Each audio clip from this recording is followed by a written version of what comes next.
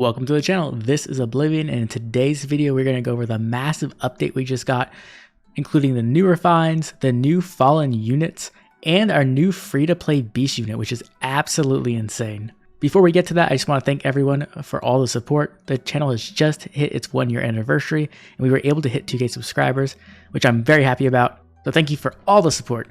So let's go ahead and jump in because we have a lot of stuff to talk about. So let's start with the refines. Let's start with Duma.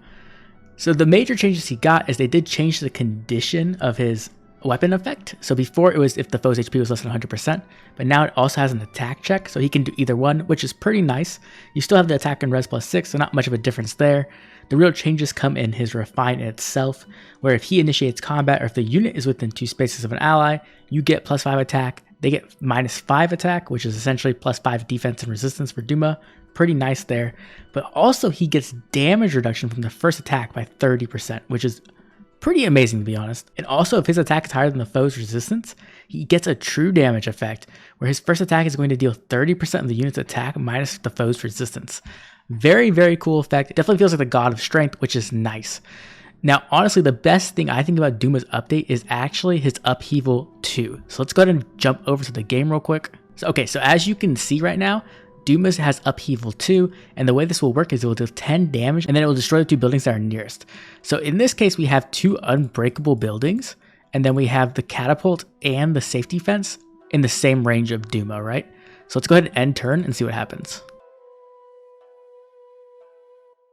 So it just completely ignores the indestructible buildings, does the 10 damage, and destroys 2 buildings, which is insane. This is going to make it much more difficult to hide our safety fence on Anima season, which is pretty scary to be honest, because with the help of a catapult, you could cover quite a bit of space, which means that turn 1 teams could technically come back with Duma. Either way, it's a massively powerful update and it is amazing, especially if you're running something like a catcher ball possibly, and you want to destroy those bolt towers or safety fences. It's going to be amazing.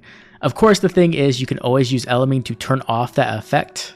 As you can see, we have Elamine locked up and we have the false start there. We'll end turn and there you go, nothing happens. So we get no upheaval, which is pretty bad, but in all honesty, that's not the biggest deal. Elamine's pretty strong. So let's go ahead and go back to the refines. Overall, I think Duma got a pretty solid refine. He's looking pretty good, and I do think he's going to be a lot more useful to run, especially on those bonus seasons. Next, let's jump over to Idunn, and Idunn actually got a spicy refine. I really like this one. So the first change we're going to have is they're going to change the way her penalty negations work. So before it was if there was a negative status on Idunn, or if the unit's HP was less than 100%, then it neutralized her penalties and she got +4 to all stats. But now it's if the foe initiates combat, or if her HP is less than 100%, she'll always neutralize those penalties and get the stats, which is a nice little update to the condition and makes it a little bit more consistent in my opinion. Then we get to the actual refine, and if the foe initiates combat, or if the foe's HP is greater than 75%, she's going to get +5 attack and inflict attack -5 on the foe, once again effectively giving her +5 resistance and defense. Very nice. But the best part is if the foe can make a follow-up attack, she's going to reduce the damage from foe's first attack by 70% during combat. That's a massive damage reduction right there. The really cool thing about this, in my opinion, is that you can make this work with Hardy Fighter. If you run Idunn with something like Duocron, what you can do is run Hardy Fighter 2, which doesn't give as much cooldown reduction. Then you run something like Aegis, right? So it'll be at 1 cooldown. Then you can control when the Aegis essentially goes off, which is very powerful. So what you could do is have her at 1 charge, the enemy comes and hits her, she'll reduce the damage by 70%. And then if they get that second hit in, which is often where the lethality will be, the Hardy Fighter will proc and reduce that damage. This is a very powerful effect and can actually make Idunn quite good, because in SD, red far save units have becoming more and more popular with the ridiculous amount duo daggers just literally everywhere. So having a red far save is pretty nice. The only bad thing of course is Duocron himself, because he can get that 2 hits off and he does have armor effectiveness, which can be pretty bad against Idunn. The thing is, once again though, if you can get it so that the Deadeye hits the actual Hardy Fighter Aegis part, where she'll actually reduce that damage, and then you can have the 70% damage reduction against a normal attack, she might actually be able to survive. I haven't done any tests yet to see the matchups, but I do think this is a really nice refine and can make Idunn a very powerful unit in Summoner duels. Next, we have Gharnef, and Gharnef got a really cool refine. I'm not sure exactly where he'll be used, but overall I do think this is a massive upgrade. Essentially what they did is they upped the damage from 5 to 7, and he still has that gimmicky effect where he kind of activates a flash effect, but on non-magic foes on turn 3. Very cool. Then he gets attack and speed plus 5, and then another attack and speed plus 5 in the actual refine. So it actually helps Gharnef quite a bit with the stats, making him have a lot more power and a lot more speed. But then the refine also gives him damage reduction up to 30%, and a fire sweep effect, as long as the enemy isn't a magic foe. So it's very cool. I'm not sure exactly where he'll be used. I guess you could use him something like on a catchery wall, but honestly, I think you'd have better options there. Overall, very cool refine, and it kind of lives up to the "you cannot win against Gharnef" meme. So that's pretty cool. Honestly, I'm not going to probably use him, but I'm sure Gharnef fans are very, very happy with this refine. Definitely a little bit more than I thought he would get. Next, we have Kaden, and Kaden is actually a massive refine. And the thing is, IS kind of messed up on the translation here. So it's actually much better than it seems. So essentially what Kaden had was he had an effect where he could have buffs on himself and then he could share that to allies within 2 spaces. And it was a very good supportive beast weapon. I actually enjoyed it a lot. And so what they did with this refine is good overall, I'd say, but there is a little bit of like where essentially they focused on giving him more attack and speed. So he gets plus 5 attack and speed during combat as long as there's an ally within 3 spaces. Pretty easy condition. He still has the buff sharing as he did before. Then he has the beast effect, and then he gets another attack and speed plus 5. And the bottom part is where the mistranslation is. So what it says is if unit is within 2 spaces of an ally, grants defense and resistance plus 2 to unit during combat and inflicts guard, essentially, right? What it's supposed to say, Kaden is within 2 spaces of a unit. That unit gets plus 2 defense and resistance and guard, which is phenomenally good. Drive Guard is an amazing effect. It's on 10 and Baton from Witcher Sephiron, and it's really, really, really powerful, especially like on ARD where like people try to Gale Force you. That can just completely shut it down. So now I think Kaden's even a better support, and he's gonna have an amazing position on any kind of beast team you want to run. Super cool, super happy with this. Being able to give guard to your allies is such a massive effect, especially if you want to run something like a save ball with something like beast armors or dragon armors. Being able to give guard is massive because it means you can use other fighter skills, something like Slick Fighter, where you're going to remove those penalties without missing out on those very important guard effects. So this is very, very cool. I'm looking forward to getting to use Kaden. Especially when Mufasa gets a refine, I would love to use Kaden with Mufasa and like give him the guard, and then I can run something else on Mufasa. That will be amazing. I'm very excited about Kaden. I'm glad this is a mistranslation because the effect was honestly underwhelming as it was. But with this mistranslation, it's actually a great, great refine and super powerful. Next, we have Picnic Felicia, and Picnic Felicia did get a nice little boost. So essentially what her refine is going to give her is it's going to give her additional stats, which she desperately needed. She does have a very low attack stat. And they also changed the condition on her weapon. So originally it was if unit's res is greater than foe's res, inflicts penalty on foe's attack speed and defense during combat equals 50% of the difference between stats, meaning you need a pretty big difference in resistance to get that full -8. But now it's 80%, so it's gonna be pretty easy. Then she also gets plus 4 to all stats in the base weapon effect, as well as another plus 4 to all stats in the actual refine. Overall, this means Picnic Felicia is going to get like a 16 stat swing, which is amazing. And that's not even the best part. She's also going to get half of NFU. So it's going to neutralize effects that guarantee foes follow-up attacks during combat. This is extremely powerful. And then she's also going to get 30% damage reduction as long as her resistance is greater than the foes. Picnic Felicia is essentially like the Valentine's Lucina at home. And it's actually really good. Like, this is amazing. If you invested into Felicia, she's going to be really, really solid because you can run a Hardy Fighter build, but still have half of the NFU you really need to ensure you're not getting doubled. So this means like if you run into something like Duochrome, you could have Hardy Fighter up to reduce the damage from that first attack, like that first Deadeye. And then because of the half NFU, he won't even get the second hit in, which means Felicia possibly could live. You have to do the actual matchup to make sure because she does have color disadvantage and armor weakness, obviously. But I am very excited to see another speedy armor and to see how well she performs, because I think she could be very good in SD and AR. Next up, we have Thea, and Thea actually got a new weapon and a refine. It is named Maltet, so a lot of people were kind of expecting like a Brave Hector-esque refine, but it's not really like that. It's more of a Dragonflower refine, so it's not my favorite type of refine, but it is kind of cool, I guess, overall. So essentially what she's going to get is that start of turn, if unit has been enhanced by Dragonflowers 10 or more times, that's a lot of times, she's going to get an attack and defense plus 6 buff. Then if the foe initiates combat, if the foe's HP is greater than 75%, she's going to get a bonus to attack, speed, and defense and resistance during combat equal to the amount of times she's been enhanced by Dragonflowers. So if you've been enhanced 1 or more times, you're going to get plus 5. And then if you haven't been enhanced at all, you'll get plus 4. Pretty decent stat swing right there. And then if you've been enhanced 5 or more times, you're going to get guard, which is pretty solid. And then lastly, if unit is within 3 spaces of an ally, you're getting another plus 4 to all stats. and you're also going to get bonus doubler. So essentially, Thea's just got like a super stat ball weapon, which isn't bad, but it's not my favorite because stats do kind of get outdated eventually.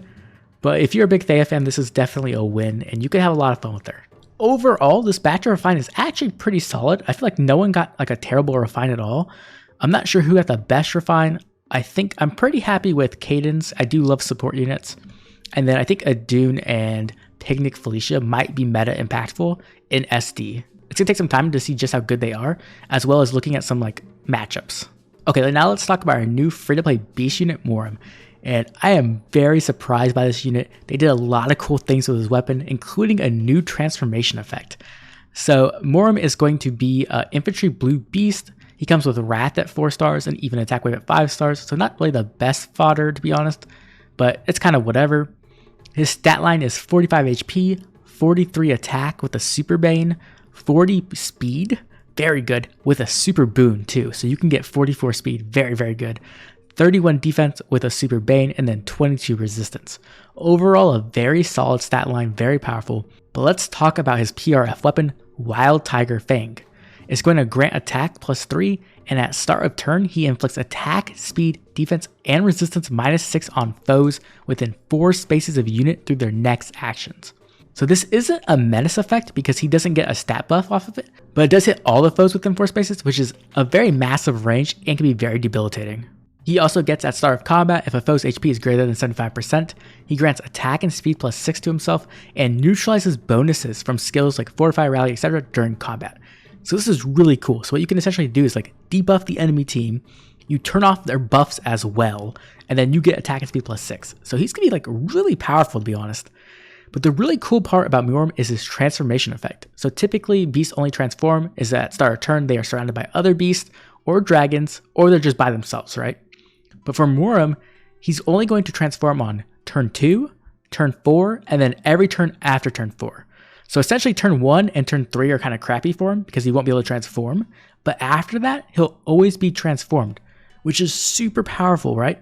Because what you can do essentially is you can run him in a non-beast or non-dragon team, and he can still get those transformation effects, which in the case of an infantry beast is really, really good, right? You get attack +2, you deal 7 more damage when your special triggers, but most importantly, you get that tempo effect, which ignores guard as well as not letting your opponent accelerate their special against you. Unfortunately, if he did attack, he does get some recoil damage after combat, so it's kind of interesting. I'm not sure exactly how he'll be used. I mean, he does have Wrath in his kit, which is maybe what they're trying to play towards, but all honesty, I'm not sure exactly how the recoil will work out. Either way, this unit seems really, really cool, really interesting. I'm glad that they're trying out new transformation effects. I would love to see what other beast units could be with these kind of transformation effects, or if skills like this came out.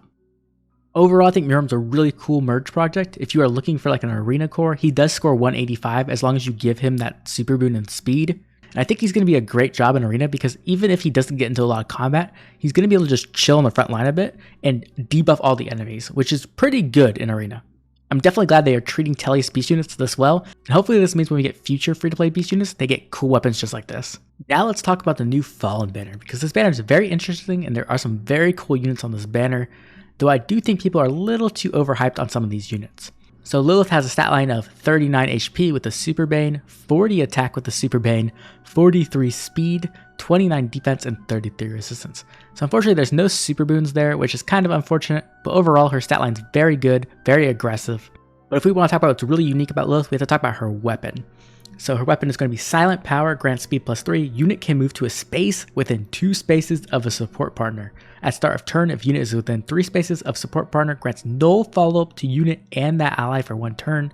At start of combat, if unit's HP is greater than 25%, +5 to all stats, and then adaptive damage. This unit is really cool. I really like this. It's kind of like old Lilith, right? But old Lilith had to teleport right adjacent to that unit, which was cool, but not having access to Gale Force kind of like limited that effect. But now being able to teleport 2 spaces is massive, especially in something like Summoner Duels. So what you can do with this essentially is you could have like a raid boss character, right? Especially a unit who doesn't have access to null follow-up usually. And you could grant them null follow-up, which is insanely powerful. And then they could go in, you could have like raid buffs on them. They go in, they kill something, they survive one enemy phase, and then Lilith can come in and support, which can come in a lot of different ways. She can come in and just smite the unit. Like so if it's Fallen Elgard, she could smite Fallen Elgard deeper into the enemy team. She can teleport in and just kill something. She has dive bomb on her base kit, which means she's going to be able to hit twice in a row if she's fast enough, which she is very fast. And she might be able to just destroy them there. But another cool thing you could do is you could have a unit go in and kill, have them protected by a far save unit so that the enemy can't kill them back. And then Lilith can teleport into the enemy team, essentially, and then kill a high priority target. It's very, very powerful. I'm very tempted to try this out, but I really don't want to summon on this banner if I'm being completely honest. I need to save orbs. The other really massively cool thing that Lilith comes with is the new Speed Smoke 4 skill. And what makes this skill so powerful, not only does it debuff the enemy for -7 speed, it also gives you speed +6, which is really, really good because that's a 13 speed swing, and dodge, which is speed-based damage reduction. This is insanely powerful. This is so cool. Essentially what this can do is let Lilith come in, destroy an enemy unit, give herself a dodge so that it's really difficult to kill her, and then she can possibly get danced to kill something else. Like, it's a very powerful effect. We don't know the exact skill inheritance restrictions, but if it's like normal speed smoke, everybody can get that, which is really cool because that means that units who don't usually have access to speed-based damage reduction can now get it. And I'm really excited to see how people can make use of the Speed Smoke 4 to make units who don't usually have speed-based damage reduction in their kit extremely powerful. Next, let's talk about Ninian. And oh, I'm so tempted to pull for this unit. Ninian is one of my favorite characters, and she's really, really cool. I'm kind of disappointed that she is just another blue dragon infantry dancer. I wish she was a little bit more unique, but she does have a PRF dance, which I think is the most important thing. So first, Ninian stats, she has 45 HP, 27 attack. That is, we haven't seen 27 attack since like 2017. It's really bad. 40 speed with the super boon, which is solid, 23 defense, and 36 resistance. So she's very HP heavy, very resistance heavy, with a very good solid speed stat. This means that she can run something like infantry pulse very effectively, or like sudden panic, or like sabotage skills. So overall, very good support unit. But what really makes Ninian unique is her PRF weapon and her PRF dance skill. So Enveloping Breath grants resistance +3. If Sing or Dance is used, inflicts attack and resistance -7 and guard on foes in cardinal directions of unit and target through the next actions. And then if her HP is greater than 25%, she gets speed and resistance +6 and then adaptive damage. Okay, so this dance is actually very powerful. This is very similar to Trianger's dance. It's very, very good, and a lot of times you're going to be able to hit guard on units who really do need to be able to get their specials off. So I can see this being very, very powerful, especially in something like Summoner Duels or even Aetherheads, to be honest. But what really makes her really, really cool and makes me really want to pull for her is Call to Flame. So Call to Flame is a unique dance. It grants attack +6 and special cooldown charge +1 per attack during combat to the ally for 1 turn. And there's more. If the target is a dragon, they can move 1 extra space. So this is extremely powerful. What you can essentially do is give a unit special acceleration, and this isn't heavy blade special acceleration. This is breath acceleration that works on 2 phases. This is like super strong. So what you can do is like hit, get 2, they hit you back, you get another 2 special charges, and then you can get like a 4 charge special off. Like, it's really, really good. And what it also can let you do is run something like Yuri, and a lot of times Yuri needs to be able to get his specials off. And what that's going to do is it's going to get that special charge acceleration. He's going to be able to go in and hit, get through the guard, and still get his lethality off. It's really, really, really powerful. When it comes to the dragon ally movement, I'm not sure exactly which unit is going to be able to use this the best, but being able to give it to like an armored dragon like Halloween Myrrh or like Ascended Idunn or something like that is very nice. Sometimes they do struggle with their movement, and a lot of times you are relying on stuff like Ash or Brattle Catcher or a Dancer or Pathfinder to get the armor unit where they need to be. So this could be very, very nice. Overall, I'm very happy with Ninian. I'm very glad that she got PRF dance skill and that she's going to be so powerful. And she does come with B Dual Infantry 4, so she can score like 180 in Arena, which is decent but not amazing. Next, we have Gustav, and we finally got him. It's been a long time since Book 3. He has 40 HP with the Super Bane, 41 attack with the Super Boon, 25 speed with the Super Bane, 38 defense, and 30 resistance with the Super Bane. Now, I feel like this is the most underwhelming unit on the banner, if I'm being completely honest. He is very good, don't get me wrong, but he just doesn't seem quite as powerful or as unique as the other units. His weapon, Headsman Glittner, is going to give him special cooldown -1, and then at start of combat, if his HP is greater than 25%, he's going to inflict attack, speed, and defense -5 on foe during combat, grants special cooldown charge +1 to unit, and inflicts special cooldown charge -1 on foe per attack during combat. And also, if foe can counter or if foe initiates combat, unit makes a guaranteed follow-up attack. So overall, this weapon is very powerful. It has essentially special fighter built into it. So what this essentially is going to do is allow him to retaliate with powerful specials, and it also doesn't make him reliant on quick riposte for his doubles in enemy phase, which is very, very nice. Though when it comes to player phase, he's only going to be able to hit twice if the enemy foe can counterattack. So if you're like running into like something like a mage, usually you'll be able to kill them in one hit if they're squishy enough, but sometimes you run into those like sturdy mages and you might miss the kill, so that's kind of underwhelming to be honest. But what makes him really cool in my opinion is the attack smoke 4 skill. This is like typical attack smoke where it inflicts attack -7, but it also grants defense and resistance +6 to unit for 1 turn, and unit gains foe cannot make a follow-up attack for 1 turn. This is very powerful on slow units. What this essentially is going to do is give you a 13 swing in defense and resistance. It's make it much more difficult to kill, and if the enemy unit doesn't have no follow-up, they're not going to be able to get a double through, which a lot of time they're going to need to kill Gustav, who is so tanky. I'm very excited for this new smoke skill, and I want to see who can make the most use of it, because I think there's a lot of cool units who are slow and just kind of suffer from being able to get doubled too much. So I think like maybe even Fallen Leon might be able to use this really, really well, which excites me. Okay, the last unit on the banner, the star of the banner, Fallen Rhea, the Immaculate one. So this unit, oh man, the hype around this unit is pretty intense right now, but I'm not completely sold to be honest. So let's start with her stats. So she has 46 HP, 43 attack with the Super Boon, very, very high attack, 18 speed with the Super Bane, 40 defense with the Super Boon, and 43 resistance with the Super Bane. Her weapon is Ruinous Frost, accelerates special trigger -1.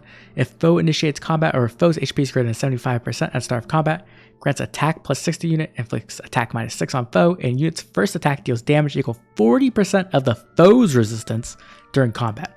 And also, both unit and foe cannot make a follow-up attack, and then adaptive damage.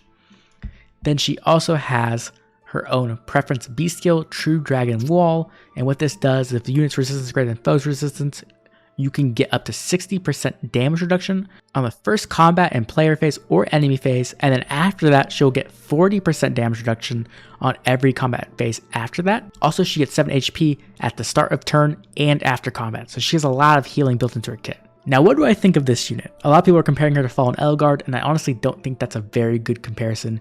The reason why Fallen Elgard was so scary is because she was a very mixed phase unit. Often she could just destroy enemies on player phase, she can go in and smash, get another action, smash again, and then she was defensive enough where she could survive, right? She had special fighter built into her armored wall and damage reduction, so it made it kind of difficult to kill her because if you didn't have NFU, you couldn't hit her twice. That first hit's going to get the damage reduced, and then she probably will survive. Now, when it comes to Rhea, the thing about Rhea is she is completely enemy phase, which isn't the best in my opinion for a couple of reasons.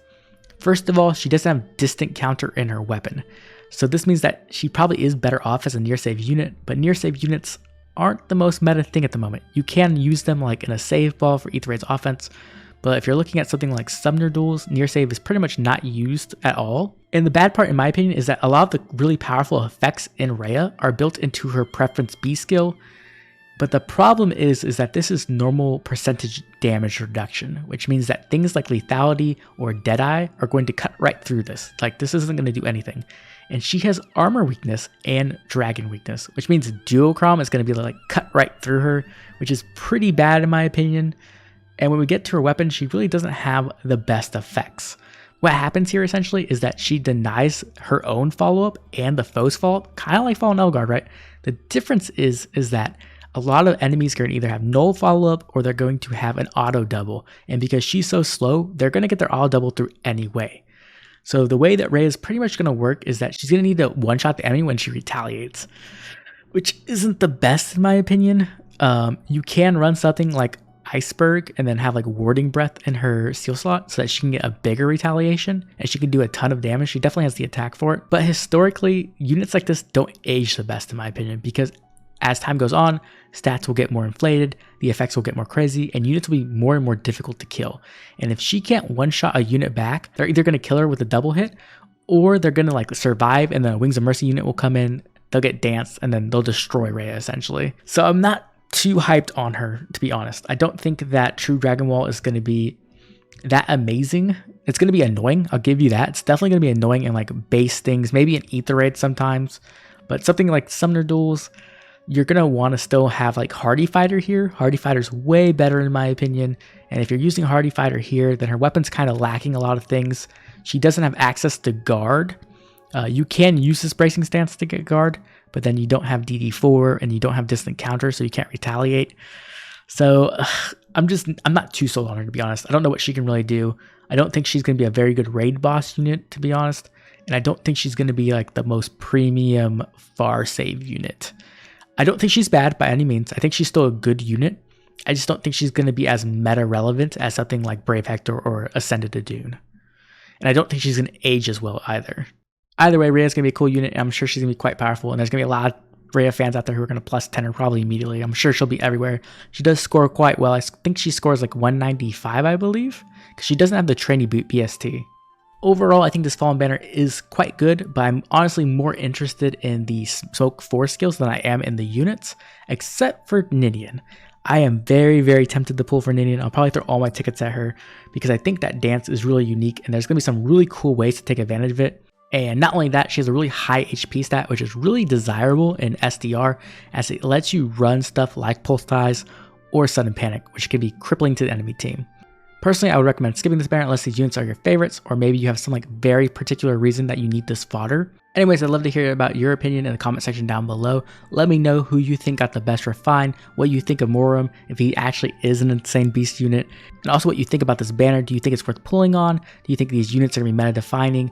And also if their skills are going to be meta defining, because that can matter a lot as well.